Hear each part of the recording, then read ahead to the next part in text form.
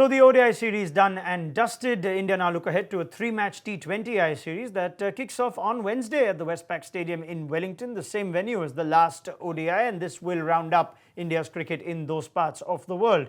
Now there are some changes to that squad that beat New Zealand quite convincingly in the one-day series. Now is this series only to be looked at as one-off T20 series or a little bit of practice before the IPL, or would India still want to look at players like Rishabh Pant, part of this team, like Krunal Pandya, who are all knocking on the door on the wings and fringes of India's ODI cricket, and see whether a performance can tempt them into finding room in the ODI side? That's the question they need to answer. No Mohammad Shami, player of the series from the one-day internationals.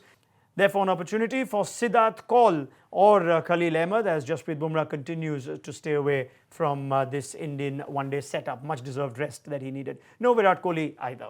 So let's talk a little bit about Rishabh Pant then, and the clock seems to be ticking for India to finalize their 15-man squad ahead of the World Cup. And Rishabh Pant, in 9 opportunities that he's got, now there is a context to those games where he came in situations where he didn't have much to do or could have just gone for the big shot, but it'll continue adding up to him. He's got a prolific T20 record, strike rate of 163, average over 34. He'd want to better those numbers even though opportunities are few and far in between.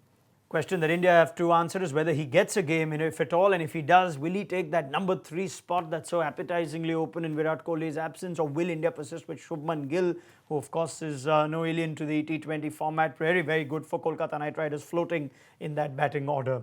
But let's talk about India's real threat when it comes to white ball cricket. It is still the wrist spinners, and while Kuldeep didn't get a game in the last ODI, might be reason to play him in the T20 format. He's number 2 only to Rashid Khan since 2018 as far as the best bowling average in this format goes. A ridiculous average of 9.8 that could only have been bettered by a freak like Rashid Khan with the kind of form and years he's been having in T20 cricket.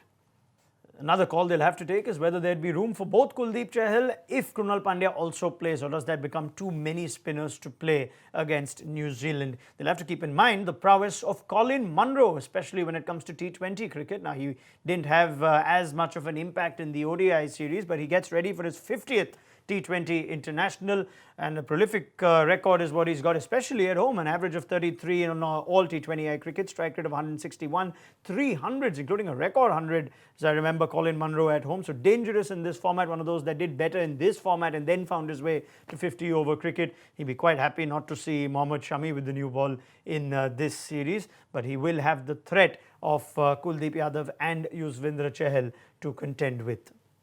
And he strikes the ball better than most people do in T20I cricket, does Colin Munro. Top of that list when it comes to the best batting strike rate in T20Is in the power play since 2018, striking at 191, head and shoulders above the likes of Liton Das, Shikhar Dhawan, Fakhar Zaman and Aaron Finch. As far as the record goes, now this might surprise a few people who haven't kept up to date with New Zealand v India head-to-heads in T20 cricket. And if you take a look, the hosts have won 6 against India. This is all T20I cricket. They did upset India in the World T20 at home a couple of years back on a ranked turner in Nagpur. India, of course, won the bilateral series at home recently, so there's that to contend with. But of course, if you look at the rankings, India's superior team, number 2 on the rankings, New Zealand far lower, so that's something they'll also have to keep in mind.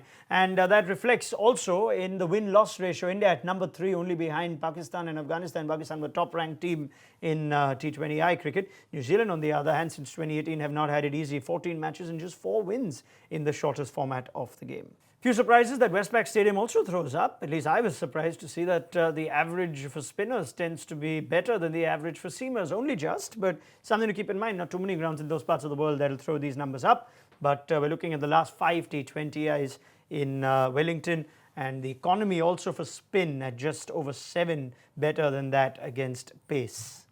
So all eyes to see what sort of combination and balance Rohit Sharma goes for in this first T20I, and let's hope for a series that's more competitive than the start of the ODI series. Don't forget to like, share, subscribe and leave your comments in the comment section below. Click on the bell icon for notifications.